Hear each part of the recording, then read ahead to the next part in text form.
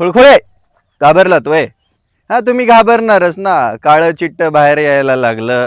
ज्या दिवशी तुमचा घोटाळा बाहेर आला त्या दिवसापासून महसूल विभागाची, भूमी अभिलेखची वेबसाईट, दोन्ही वेबसाईट बंद होत्या.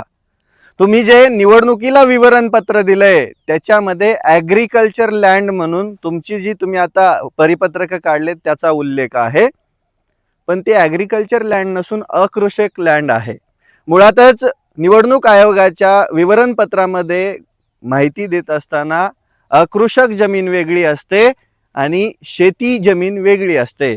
तुम्ही त्या शेतीच्या जमिनीमध्ये माहिती देताना आम्ही जो सातबारा दाखवला त्याची माहिती दिली आहे.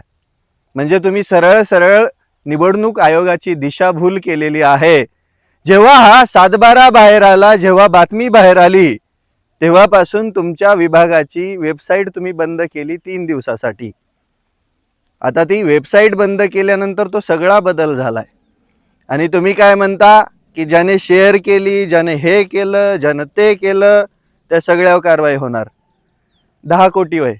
आता हे गवत निघल्यावरती इथं कुसाळे येतात, न्या उपटून. अरे काय बरं, मला एक गोष्ट सांगा, स्वतःच्या लेकराच्या डोक्यावरती हात ठेवून सांगा बरं. तुमच्याकडे फक्त 28 एकर शेती आहे, तुमच्याकडे फक्त एवढीच मालमत्ता आहे. अरे तुम्ही तुमच्या निवडणूक आयोगाच्या विवरणपत्रामध्ये किती 32 कोटीची संपत्ती दाखवली आहे आणि तुमचं ऑक्युपेशन म्हणजे व्यवसाय आहे शेती. कोणत्या शेतकऱ्याचं 32 कोटीचं उत्पन्न आहे?